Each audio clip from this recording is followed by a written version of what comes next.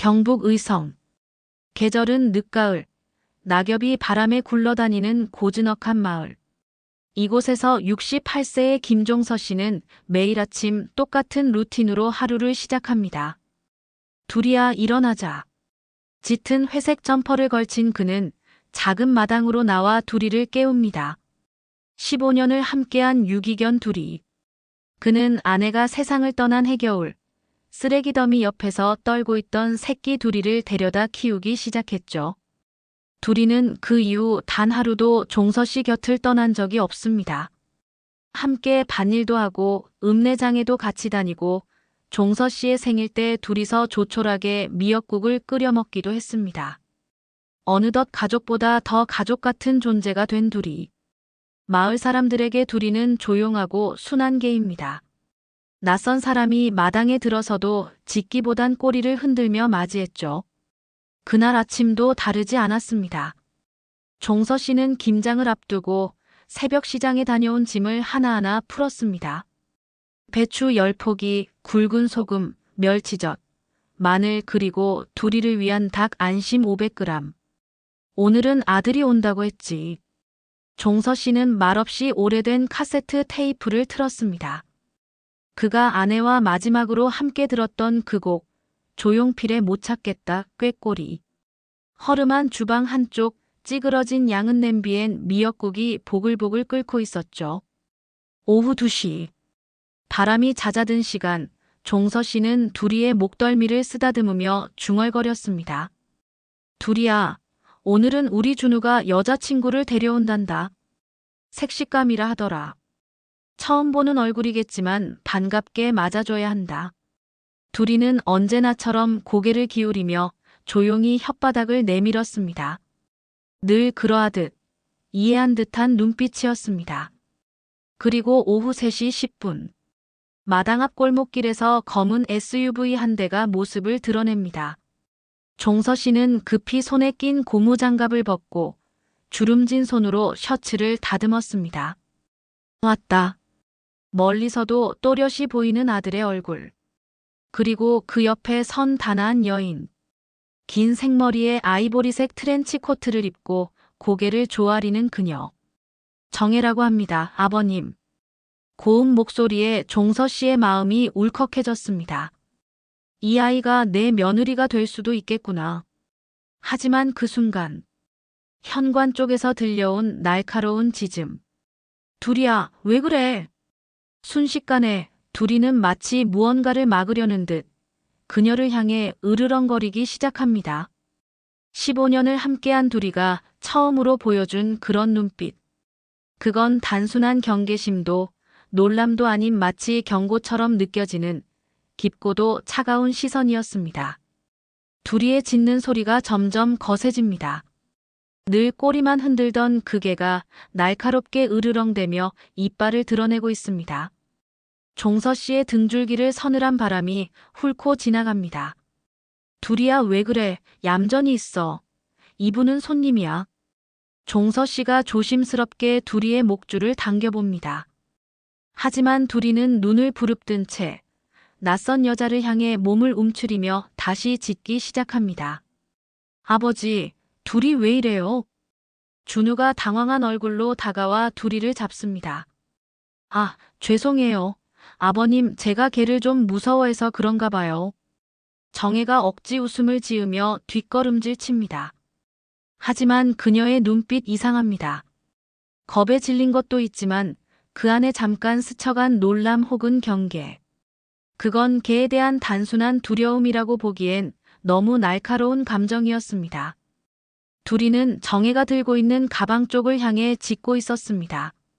정확히는 가방 안, 어딘가를 향한 듯. 두리야 안 돼.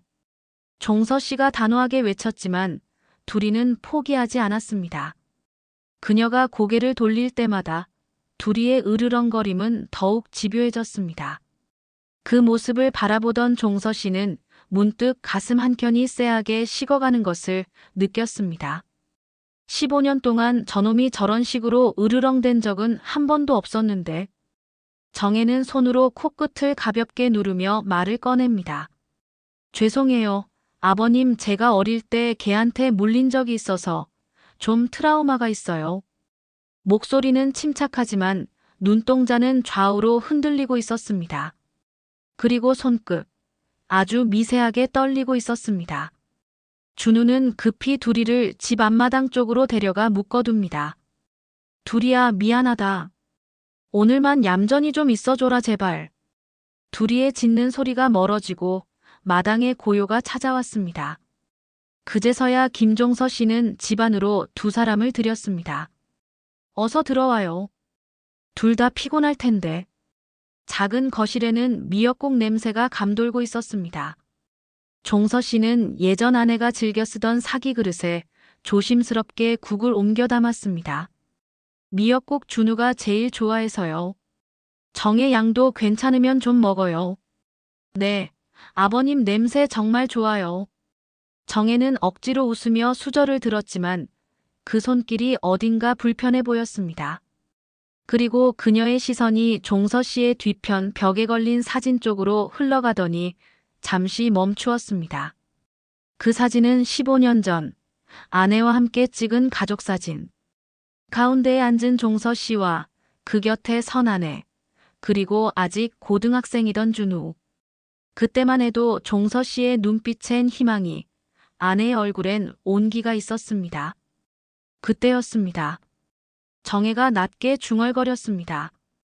이 사진 어디서 많이 본 것 같은데. 응, 뭐라 그랬어요? 김종서 씨가 고개를 돌려 되물었습니다. 정혜는 순간 움찔하며 고개를 숙입니다. 아, 아니에요. 그냥 이런 풍경이 참 정겹다 싶어서요. 하지만 종서 씨는 그 말이 쉽게 지워지지 않았습니다.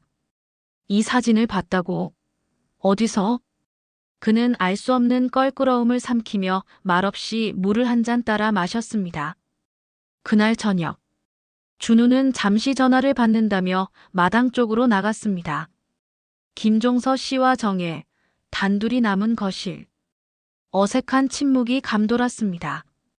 정혜양, 실례가 안 된다면 묻고 싶은 게 있는데. 종서 씨가 조심스럽게 말을 꺼냈습니다. 네, 말씀하세요. 혹시 어디서 우리 집 근처 와본 적 있나요? 정혜는 미묘하게 눈썹을 찌푸렸습니다. 아니요. 오늘 처음 왔는데요. 그래요? 아까 사진이 익숙하다고 해서 내 착각일 수도 있지. 그녀는 곧장 웃으며 고개를 젓습니다. 아, 그건 그냥 어릴 적 시골 외갓집 생각나서요. 그쪽도 풍경이 비슷했거든요. 순간 두리의 짖음이 다시금 들려옵니다. 멀리 마당에서 짖음은 더 이상 으르렁거림이 아닌 마치 호소하는 듯한 날카로운 울음으로 바뀌고 있었습니다. 김종서 씨는 두리 쪽을 바라보다가 조용히 입술을 깨물었습니다. 두리야, 넌 뭘 보고 있는 거니? 왜 그 아이를 그렇게 경계하는 거야? 정혜는 여전히 억지 미소를 띄운 채 수저를 내려놓았습니다. 하지만 그녀의 왼손은 식탁 밑에서 조용히 바지 주머니 속 무언가를 만지고 있었습니다. 바로 그 손짓을 둘이만이 유일하게 보고 있었던 걸까요? 그날 밤 종서 씨는 좀처럼 잠을 이루지 못했습니다. 평소라면 9시만 넘으면 둘이 곁에서 기지개 한번 켜고 이불을 뒤집어 쓰는 게 일상이었지만 그날따라 이불 속이 무겁기만 했습니다. 귓가에선 여전히 두리의 낮은 짖음이 맴도는 듯했고 눈을 감을수록 정혜의 웃음 뒤에 숨은 표정이 자꾸 떠올랐습니다. 어디서 많이 본 사진이라고. 그게 그냥 할 말은 아니었는데. 김종서 씨는 조용히 일어나 창문을 열었습니다.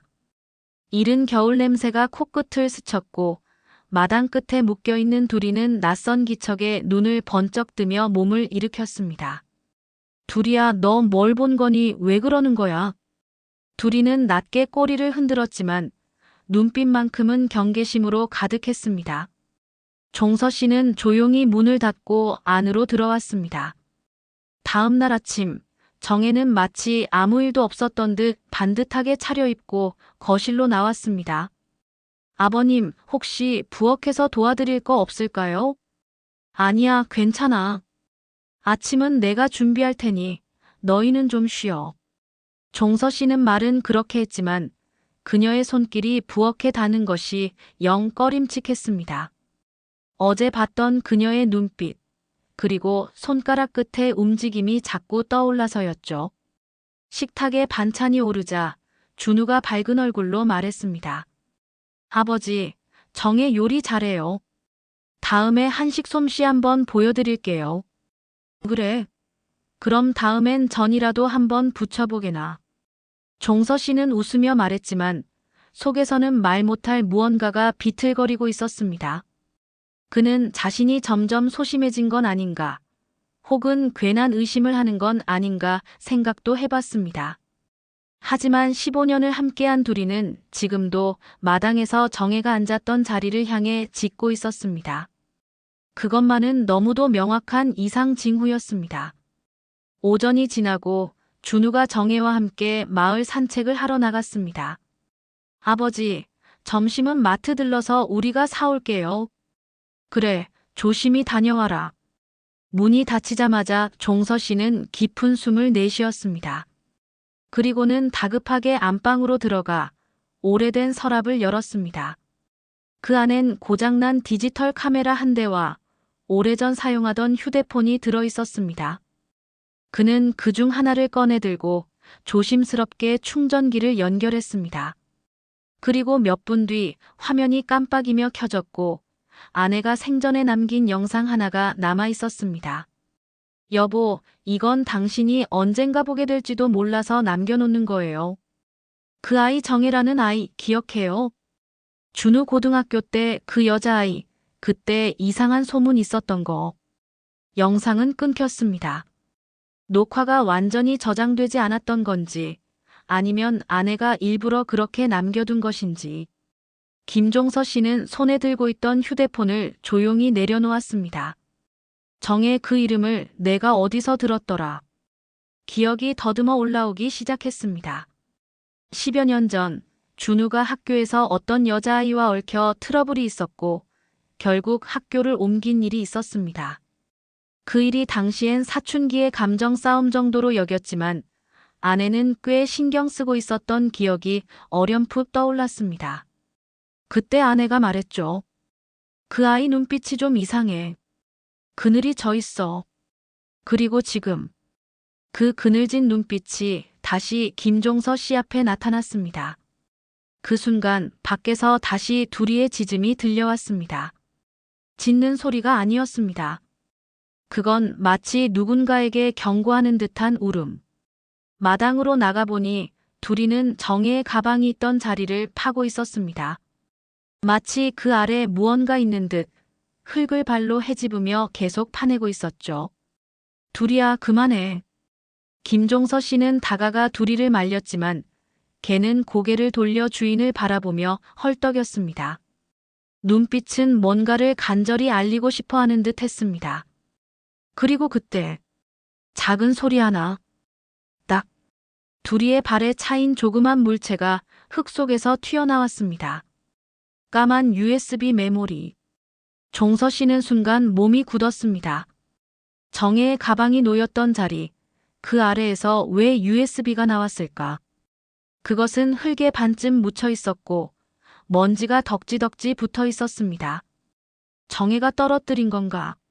아니면 일부러 묻은 건가? 그는 USB를 조심스럽게 주워들고 다시 방 안으로 들어왔습니다.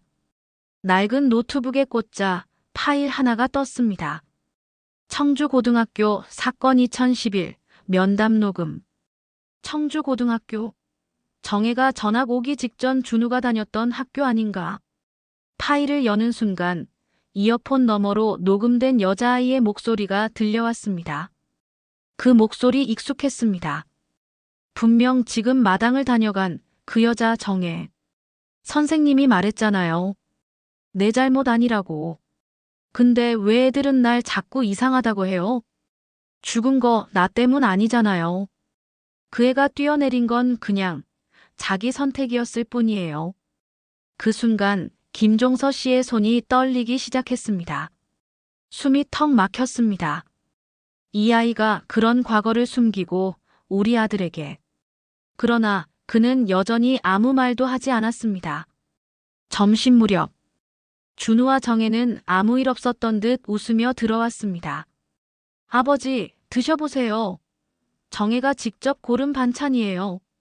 그래, 그래. 김종서 씨는 말없이 식탁 앞에 앉았습니다.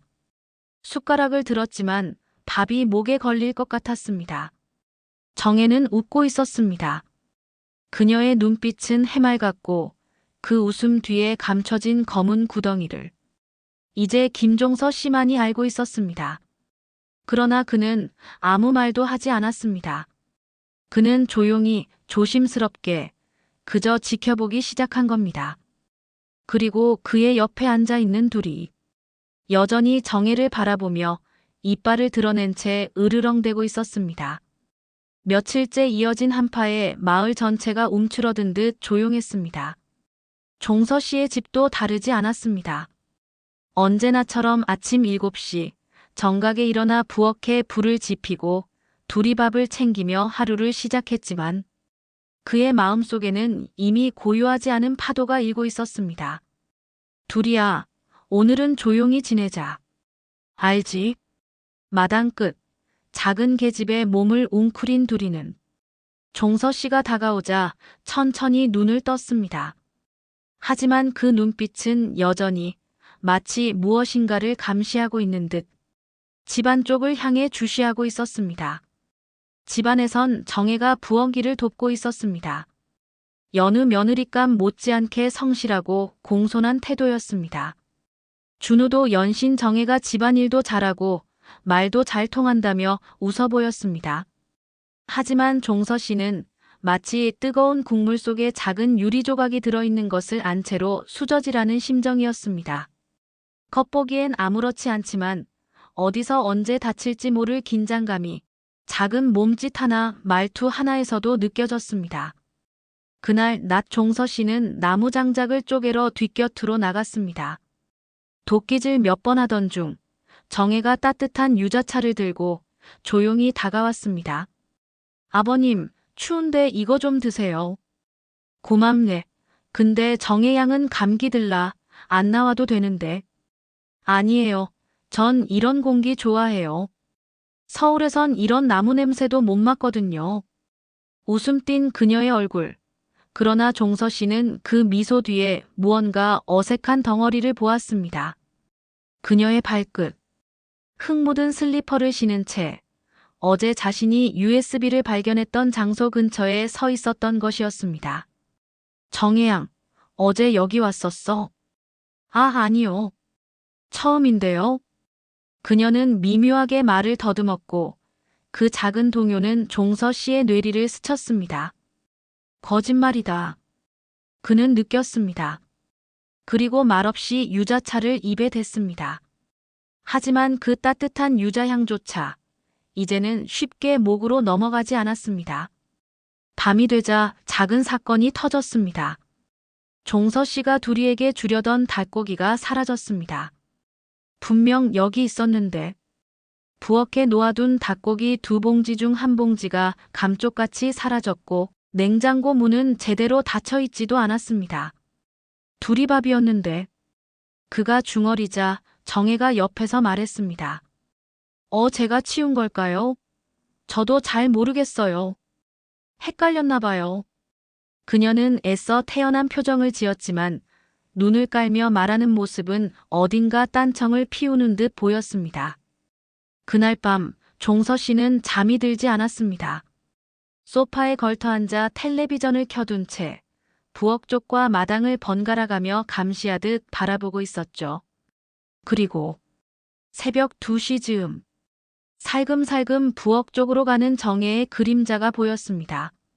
그녀는 휴대폰 불빛만으로 부엌을 어둡게 뒤적이고 있었고 뭔가를 찾는 듯 냉장고를 열고 장식장을 열어보다가 결국 창고 문을 열었습니다. 종서 씨는 조용히 자리에서 일어나 그림자처럼 그녀의 뒤를 따라갔습니다. 창고 문이 살짝 열려 있었고 그 사이로 정혜의 목소리가 작게 새어나왔습니다. 있어야 하는데 그때 분명히 여기 있었는데. 그녀는 무언가를 찾고 있었습니다. 그리고 문득 그녀가 손에 든 비닐봉지 안쪽에서 작은 상자 하나가 반짝이는 것을 보았습니다. 그것은 종서 씨가 오래전 아내와 함께 정리해 넣어둔 보관 상자였습니다. 순간 둘이의 지짐이 다시 울렸습니다. 이번엔 마당 너머까지 메아리 칠 만큼 길고 크고 날카로운 지짐. 정혜는 화들짝 놀라며 뒤를 돌아보았고 그 순간 김종서 씨와 눈이 마주쳤습니다. 아버님 안 주무셨어요? 그녀의 입가에 걸린 미소는 금방 무너졌습니다. 무슨 일이지? 이 시간에 거기서 뭘 찾는 건가? 그게요. 제가 깻잎 통조림을 깜빡하고 안 챙겼더라고요. 내일 도시락에 넣어드리려고 했는데. 그녀는 황급히 얼버무렸지만 이미 늦은 감이 있었습니다. 깻잎이 거기 들어있지는 않는데. 종서 씨는 조용히 대꾸하고 그녀는 더 이상 말을 잇지 못한 채 고개를 숙였습니다. 그날 이후 둘이는 더욱 날카롭게 정혜를 감시하기 시작했습니다. 그녀가 방문에서 나오면 꼬리를 내리고 눈을 피했지만 등 뒤로는 계속 낮은 으르렁거림을 흘렸습니다. 그리고 종서 씨는 확신했습니다. 이 아이 뭔가 숨기고 있다. 정혜는 겉으론 여전히 상냥했지만 점점 말수가 줄고 혼자 있을 땐 휴대폰으로 뭔가를 검색하거나 통화를 하곤 했습니다. 그 목소리는 들리지 않았지만 그 표정은 불안했고 조급했고 계산하는 눈빛이었습니다. 그러던 어느 날 오후, 준우가 없던 시간, 종서 씨는 정혜의 방에 놓인 가방을 몰래 열어보았습니다. 그 안엔 화장품 파우치, 수첩, 그리고 작고 날렵한 칼이 있었습니다. 작고 낡은 다용도 칼. 그 손잡이엔 이은비라는 이름이 흐릿하게 적혀 있었습니다. 그 순간 종서 씨는 지난밤 USB에 있던 청주고등학교 사건, 그리고 영상 속 이은비라는 이름을 떠올렸습니다. 이건 그 아이 거였구나. 정혜가 방에 들어오는 발소리에 황급히 가방을 덮은 김종서 씨. 그는 그날 아무 말도 하지 않았지만 그의 손은 미세하게 떨리고 있었습니다. 그리고 그 밤 침대 곁에 앉아 조용히 두리의 목을 쓰다듬으며 속삭였습니다. 두리야, 이 집에 이상한 냄새가 나기 시작했다. 너 말이 맞는 것 같아. 그날은 눈이 유난히 많이 내렸습니다. 늦은 오후 마당은 벌써 하얗게 덮여 있었고 두리는 아빠를 웅크린 채 눈밭을 응시하고 있었습니다. 눈 치울 생각에 벌써부터 허리가 아프네. 종서 씨는 낡은 눈삽을 들고 한숨을 내쉬었습니다. 정혜는 마당 창 너머에서 미소를 지으며 말했죠. 아버님, 제가 도와드릴게요. 하지만 그녀는 그 말을 하고도 밖으로 나오지 않았습니다. 그녀의 손은 작은 보온병을 쥐고 있었고 그 시선은 어디선가 전화기를 향해 흐르고 있었습니다. 그날 저녁 작은 사건이 터졌습니다. 준우가 갑자기 복통을 호소하며 바닥에 주저앉은 것이었습니다. 배가 미치겠네. 아버지, 왜 이럴까요? 식사 직후 벌어진 일이었습니다. 된장국, 멸치볶음, 김치, 그리고 정혜가 직접 만든 소고기 장조림이 함께 올라왔던 저녁상이었죠. 정혜는 급히 물수건을 가져오며 어쩔 줄 몰라 했습니다. 준우야, 괜찮아. 119에 전화할까? 종서 씨는 재빨리 구급차를 부르고 준우는 끙끙 앓으며 이마에 식은땀을 흘렸습니다. 평소 튼튼했던 아들이 음식 한 끼로 저렇게까지 탈이 날 리 없었습니다. 그의 뇌리를 가장 먼저 스친 건 장조림. 정혜가 내놓은 그 유난히 짠듯하고 뒷맛이 이상했던 반찬이었습니다. 너 그거 혼자 먹었냐? 아버지도 드셨잖아요. 그렇습니다. 종서 씨도 몇 점 집었지만 입안에 퍼지는 알 수 없는 비릿함에 곧 뱉었던 기억이 떠올랐습니다. 이상하다. 그게 음식 때문인가 아니면. 병원 응급실에 실려간 준우는 다행히 응급처치 후 안정을 되찾았습니다. 의사는 말했습니다. 복통의 원인은 단순한 식중독으로 보입니다. 근데 장에 들어간 성분 중 조금 특이한 게 있어요. 아마 오래된 간장에 이상이 있었던 모양이에요. 섭취량이 많았으면 좀 위험했을 수도 있었죠. 오래된 간장. 종서 씨의 머릿속이 멍해졌습니다. 그 간장은 본인이 직접 관리한 것이었습니다. 그가 그렇게 오래 놔둘 리 없었습니다. 누군가 바꿔 넣은 게 아니라면.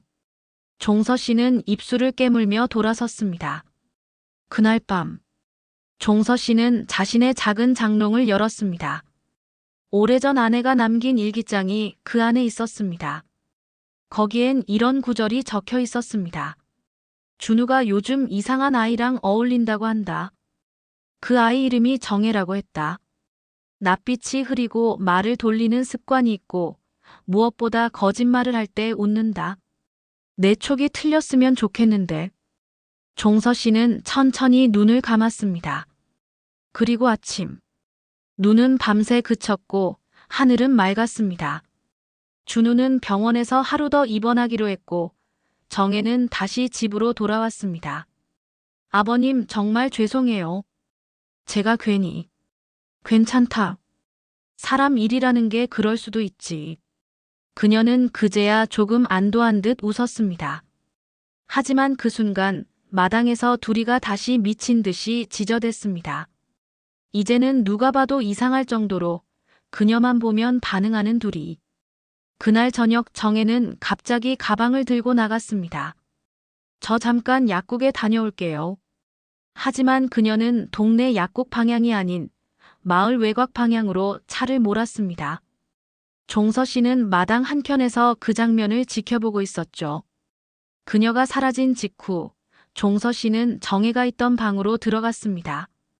그리고 침대 밑에 놓인 노란 봉투 하나를 발견했습니다. 그 안에는 타인 명의의 주민등록 등본 몇 장, 서울의 한 고시원의 임대계약서, 그리고 이름이 정혜가 아닌 박지연으로 기재된 신분증 사본이 들어있었습니다. 그리고 USB 하나. 이전에 그가 본 그것과 똑같은 USB였습니다. 다만 이번에는 새로운 파일 하나가 더 들어있었습니다. 서울경찰 2012 자살사건 보고서. 보고서에는 이렇게 적혀 있었습니다. 자살로 처리된 피해자 이은비양은 자필 유서 없이 추락사한 것으로 보임.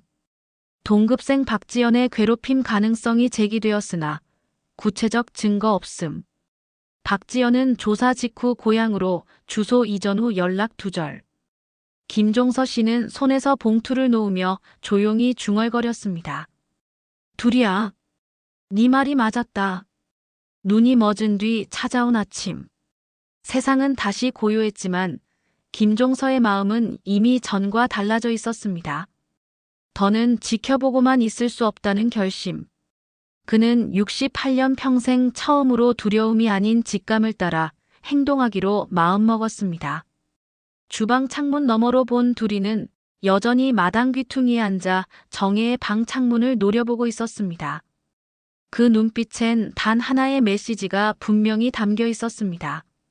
지금이야 주인님. 늦기 전에.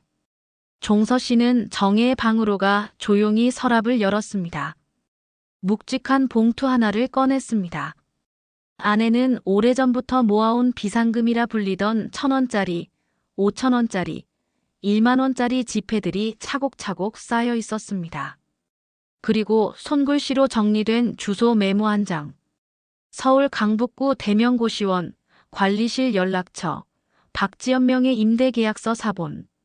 그는 그 주소를 바라보다가 한숨을 쉬며 휴대폰을 들었습니다. 예, 거기 대명고시원 맞죠? 박지연 씨, 아직 거기 살고 있습니까? 박지연이요? 아, 그 사람은 한 달 전에 방 정리하고 나갔는데요. 혹시 집 맡기거나 누가 대신 찾으러 온 적은 없고요. 아, 남자 하나 와서 찾고 갔어요. 나이는 30 안쪽. 마른 체격에 검은 옷 입은. 그 순간 김종서 씨의 눈이 가늘게 떨렸습니다. 준우의 친구 중 하나, 준우 친구 결혼식 때 사진에서 봤던 그 그림자 같은 남자와 겹쳤습니다. 통화를 마치고 돌아선 종서 씨는 곧장 거실로 가 정혜가 쓰던 가방과 화장품 파우치를 다시 뒤졌습니다. 이미 몇 번 확인했던 물건들. 그러나 이번에는 세심하게 살폈습니다. 그리고 파우치 안쪽 이음매 틈에서 작은 칼날 하나가 나왔습니다. 면도날을 반으로 자른 듯한 크기. 절대로 화장용이 아닐 정도로 날카로운 철조각. 그는 손수건으로 그것을 감싸고 고요히 방을 나섰습니다. 그리고 작게 중얼거렸습니다. 이젠 내가 움직일 차례다. 다음 날, 정혜는 예전처럼 무심하게 웃으며 아침 식탁을 차렸습니다. 된장찌개 냄새가 진동했지만 김종서 씨는 젓가락을 들지 않았습니다. 정혜양, 오늘은 읍내 나가서 좀 볼 일이 있어. 점심은 따로 먹을 테니 준비 말고 쉬게. 아, 그러세요? 그럼 제가 같이. 아니다. 혼자 다녀올 일이야. 그 말에 정혜는 눈을 내리깔았고 그 속에서 섬뜩한 낌새를 포착한 종서 씨는 아무렇지 않게 웃으며 외투를 챙겼습니다. 버스를 타고 읍내에 도착한 그는 가장 먼저 경찰서를 찾았습니다. 상담만 좀 받으려고요. 신원불명인 여자가 우리 집에 들어와 살고 있는데 이름도 다르고 과거에 뭔가 사건과 연관된 듯해서요. 담당 수사관이 자료를 살피다 말했습니다. 박지연이요? 서울지방청 쪽에서 미제 사건 파일에 이름 한번 오갔던 사람입니다. 지금은 행방불명인데 귀화댁에 있다고요? 예. 제 아들의 예비 신부라고 소개된 사람이. 그 사람일 가능성이 큽니다. 담당 수사관은 표정을 굳히며 말을 이었습니다. 직접 조사에는 시간이 필요합니다. 당장 현행범이 아닌 이상 가택 수색이나 체포는 어렵습니다. 그래도 조심하라는 경고 정도는 할 수 있지 않겠습니까? 누군가 위험에 처할 수 있는 상황인데. 수사관은 잠시 망설이다 조용히 고개를 끄덕였습니다. 한번 선생님 주소로 순찰 돌겠습니다. 겉보기 평범한 방문 형식으로요. 단 공식적인 진술 요청은 추후 별도 수속이 필요합니다. 그날 저녁, 정혜는 이상할 만큼 조용했습니다. 밥도 많이 남기고 눈치를 보는 듯 자주 창밖을 살폈습니다. 그녀가 화장실에 간 사이 종서 씨는 빠르게 그녀의 휴대폰을 확인했습니다. 잠금 패턴은 단순했습니다. 606. 준우 생일이었지. 열린 메시지 앱엔 이런 문장이 남겨져 있었습니다. 계획대로 돼가. 병원까지 보내봤는데 반응 없어. 다음은 내가 움직여야 해. 보낸 사람은 K. 번호는 가상번호였습니다.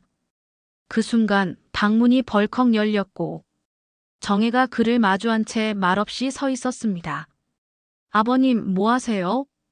그냥 전화 왔길래. 급한 거 아닌가 해서. 제 전화로요? 모르는 번호였더구먼. 그녀는 말없이 다가오며 핸드폰을 빼앗듯 가져갔습니다. 그 순간 종서 씨는 그녀의 눈에서 기억 속 그 아이와 완전히 겹쳐지는 것을 보았습니다.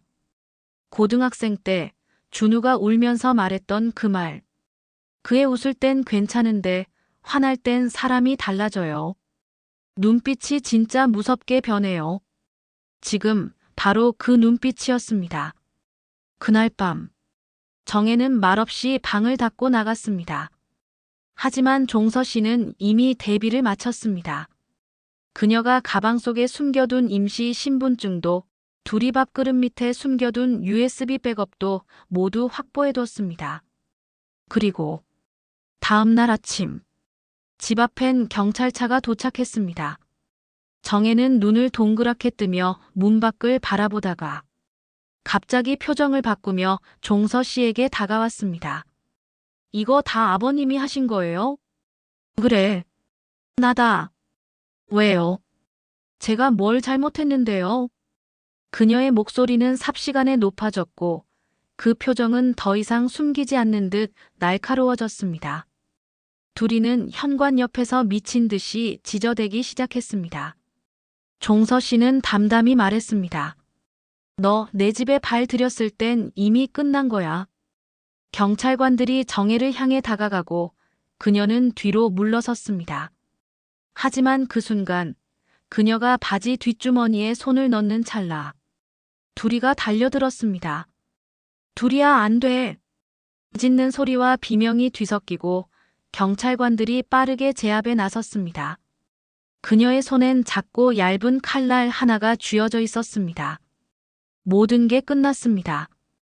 정혜가 경찰에 연행된 다음 날, 작은 시골 마을은 마치 전쟁이 한 차례 휩쓸고 간 듯한 침묵에 잠겼습니다. 하얗게 얼어붙은 논밭 사이로 마을 회관에 모인 어르신들의 목소리가 어지럽게 퍼졌습니다. 아이고, 글쎄 그 서울서 내려온 아가씨가 사기꾼이라잖아. 그러게 말이여. 얼마나 말도 잘하고 살갑던디 무섭네, 세상.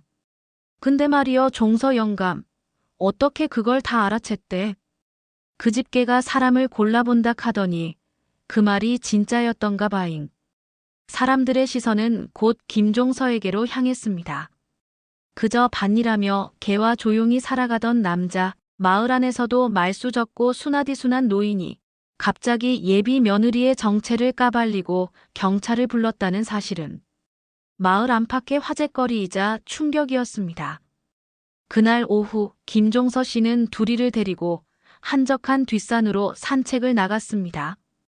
흙길 위에 얇은 눈이 녹아 발밑이 질퍽거렸지만 둘이는 신이 난 듯 꼬리를 흔들며 뛰어다녔습니다. 그래, 이놈아 네 덕분이야.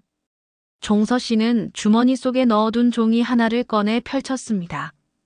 경찰서에서 건네받은 수사기록 복사본. 박지연정에 관련 2012년 청주 고등학교 투신 사건 보고서. 그 안에는 피해 학생 이은비 양의 이름과 정혜의 심리 상담 기록, 학교 교사들의 증언, 그리고 결정적인 익명 녹취록이 담겨 있었습니다. 예, 지연이 웃으면서 욕해요. 누구 하나 제대로 걸리면 끝까지 물고 늘어져요. 은비도 결국 버텨내지 못했어요. 김종서 씨는 문서를 접으며 숨을 깊이 들이마셨습니다. 그 모든 진실이 자신의 집안, 아들의 인생 반려자가 되겠다고 웃던 그 아이 속에 숨어 있었다는 사실에 그는 아직도 현실감이 나지 않았습니다. 준우는 퇴원 후 바로 집으로 돌아오지 않았습니다. 그는 친구 집에 머물며 전화를 받지 않았고 메시지 하나로 이렇게 남겼습니다. 아버지, 당분간 생각 좀 하고 올게요. 솔직히 너무 혼란스러워요. 저한텐 아직 정혜가 나쁜 사람이라는 실감이 안 나요. 그 말에 김종서 씨는 대답하지 못했습니다. 아버지로서 아들을 지키려 했던 것인데 그 선택이 아들의 마음까지 찢어놓은 것 같아 가슴이 서서히 무너지는 듯 했습니다. 그는 밤마다 두리와 마당을 돌았습니다. 가로등 아래 작은 불빛 속에서 개와 인간은 말없이 서로를 느끼고 있었습니다. 두리야, 너가 없었으면 나 그날 무너졌을 거다. 왈. 아니, 진짜야. 사람이란 게 말이지 쉽게 믿는다는 게 얼마나 위험한 건지 이번에 뼈저리게 알았어. 두리는 주인의 발에 고개를 기대며 천천히 눈을 감았습니다.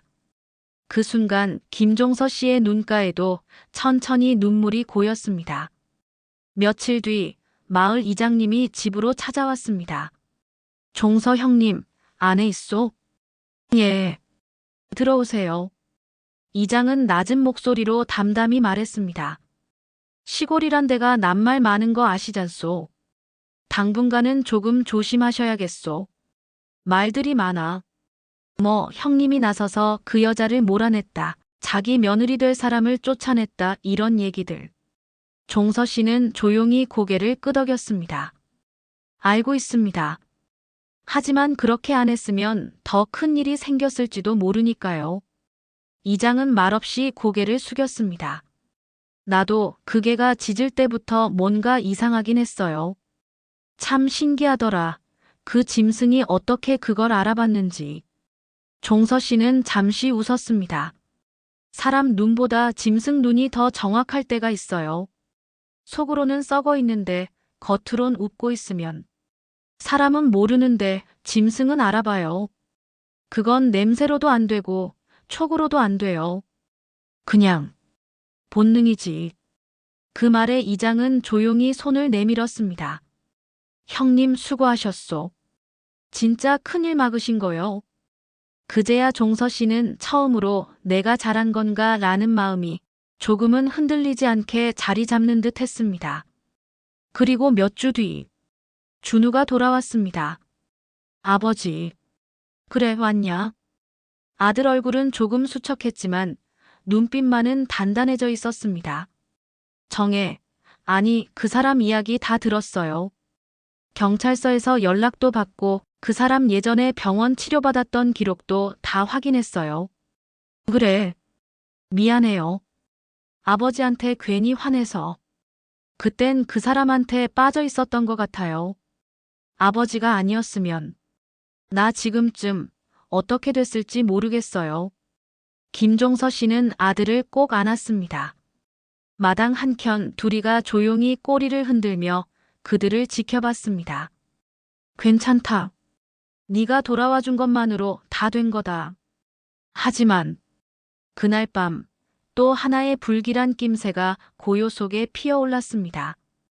밤 10시. 종서 씨가 TV를 끄고 창문을 닫으려던 찰나 마당담 너머로 누군가의 그림자가 스쳐 지나갔습니다. 둘이는 벌떡 일어나 짖기 시작했고 종서 씨는 얼어붙은 손으로 창틀을 붙잡았습니다. 또 시작이구나. 마을은 조용했고 하늘은 별 하나 없었습니다. 그러나 이젠 종서 씨가 준우를 지킬 준비가 돼 있는 상태였습니다. 이번엔 둘이와 함께 한 걸음도 물러서지 않기로 그는 마음을 굳게 먹었습니다. 눈이 녹고 바람 끝에 흙냄새가 감도는 초봄. 종서 씨의 마당에는 다시 고요함이 찾아왔습니다. 둘이는 평소처럼 낮잠을 자고 있었고 준우는 창고를 정리하며 일을 돕고 있었습니다. 아버지, 이 문짝 삐걱거려요. 못 좀 박아둘까요? 그래, 거기 작업대에 망치 있을 거야. 평범한 일상이었습니다. 정혜가 떠난 지 한 달. 그 사건은 마을 사람들 사이에서 점차 그런 일이 있었지 수준의 회상으로 바뀌고 있었습니다. 하지만 종서 씨의 마음은 여전히 경계태세였습니다. 정혜가 경찰서에서 진술을 거부하고 정신병력 관련 소견서만 남긴 채 정신감정 절차로 넘어가면서 사건은 미궁에 빠진 채 처벌 유예로 종결되었기 때문입니다. 확실하게 끝난 게 아니야 아직. 그는 매일 저녁 현관문과 창고, 마당 끝 울타리를 점검했습니다. 둘이도 낮에는 잠들어 있어도 밤이 되면 어김없이 두 귀를 세우고 현관 옆에 자리 잡았습니다. 그리고 어느 날 저녁, 읍내 경찰서에서 전화가 왔습니다. 김종서 씨 되시죠? 정혜, 아니 박지연 씨 관련해서 통보할 게 있어 연락드렸습니다. 예, 말씀하세요. 오늘 새벽 서울 모 정신병원에서 잠깐의 공백 시간 동안 박지연 씨가 병원 후문을 통해 도주했습니다. 현재 수배 중이며 혹시 연락이나 기척이 있을 경우 즉시 신고해 주십시오. 그 순간 김종서 씨는 손에서 수화기를 떨어뜨릴 뻔했습니다. 도주요? 예. 단독 행동은 아닐 가능성이 큽니다. 지난주 면회 온 남성이 수상하다는 제보가 들어와 내사 중이었습니다. 아마 공범이 도운 듯합니다. 김종서 씨는 전화를 끊고 둘이에게로 다가갔습니다. 걔는 주인의 분위기를 감지했는지 꼬리를 내리고 살짝 웅크렸습니다. 둘이야. 이놈의 세상은 진짜 끝날 때까지 끝난 게 아니구나. 그날 밤 그는 창고 안에 있던 오래된 사냥용 랜턴과 망치를 꺼냈습니다. 자물쇠를 점검하고 창틀을 고정하고 현관 앞 카메라를 스마트폰 앱과 다시 연결했습니다. 준우는 어리둥절한 표정으로 물었습니다. 아버지, 무슨 일 있어요? 그 여자 병원에서 도망쳤단다. 네, 진짜요? 그래. 그러니까 지금부터 너 혼자 돌아다니지 말고 전화도 꼭 받아야 한다. 준우는 할 말을 잃은 듯 말없이 고개를 끄덕였습니다. 그날 밤 종서 씨는 이불을 개고 거실에 침낭을 펴고 눕습니다. 둘이는 현관문 앞 철저하게 지켜야 할 자리에 엎드렸습니다. 이젠 또 올 수도 있어. 그 아이는 절대 포기 안 해. 새벽 3시. 모든 것이 고요한 그 시간. 둘이가 갑자기 고개를 들었습니다. 밖에서 아주 미세한 자갈 밟는 소리가 들려왔습니다. 찰찰. 김종서 씨는 반사적으로 눈을 떴고 곧바로 몸을 일으켜 창문 틈을 살폈습니다. 누군가가 담장 밖에서 마당 안쪽을 지켜보고 있었습니다. 정확히 둘이의 집 쪽을. 그 그림자는 곧 사라졌지만 종서 씨는 그 순간을 놓치지 않았습니다. 둘이야. 준비하자. 그는 외투를 입고 주머니에 손전등과 폴딩칼을 넣고 현관을 나섭니다. 둘이는 주인의 옆에서 아무 말도 없이 걷습니다. 그러나 담장 밖엔 아무도 없습니다. 그림자만, 사람의 체온만 남은 듯한 싸늘한 공기만이 그들을 맞이했습니다. 다음 날 아침, 종서 씨는 경찰서로 출두해 CCTV 영상과 그림자 흔적을 전달했습니다. 담당 수사관은 이를 확인하며 말했습니다. 접근은 시도된 걸로 보입니다. 다행히 아무 일 없었네요. 저희도 주변 순찰 강화하겠습니다. 그러나 종서 씨는 알고 있었습니다. 이 고요는 끝이 아니라 폭풍 전의 침묵. 정혜, 아니 박지연. 그녀가 아직 하고 싶은 말이 남아있다는 것. 그녀의 눈빛은 그런 이별을 허락하지 않았다는 걸 그는 본능적으로 느끼고 있었습니다. 그리고 밤이 찾아오면 둘이는 다시 낮게 으르렁거리기 시작했습니다. 정확히 서쪽 창문 쪽을 향해. 종서 씨는 촛불을 하나 켜며 중얼거렸습니다. 그래. 기다리자. 이번엔 내가 널 기다린다, 박지연. 그의 봄은 유난히 따뜻했습니다. 한 달 전까지만 해도 피가 얼어붙을 듯한 사건 속에 있었던 집안은 이제 다시 고요한 햇살로 가득 차 있었습니다. 정혜, 아니 박지연의 흔적은 어느덧 이 집 어디에도 남아있지 않았습니다. 경찰의 수색 끝에 그녀는 한국경 도시에서 위조 여권을 소지한 채 검거되었고 현재 구속수감 중이라는 통보를 받은 날 김종서 씨는 아무 말 없이 하늘을 올려다보았습니다. 끝났구나. 말은 그렇게 했지만 그의 마음엔 완전히 끝나지 않은 한 구절이 남아 있었습니다. 사람을 믿는다는 건 어떤 의미일까? 왜 어떤 사람은 그 마음을 짓밟으면서까지 들어오려 했을까? 둘이는 예전처럼 아침이면 꼬리를 흔들며 김종서 씨를 반깁니다. 한동안 밤마다 으르렁대던 버릇도 이제는 점점 사라졌습니다. 그 눈빛엔 더 이상 경계가 아닌 안도의 빛이 감돌고 있었습니다. 둘이야. 넌 내 목숨을 2번 살렸다.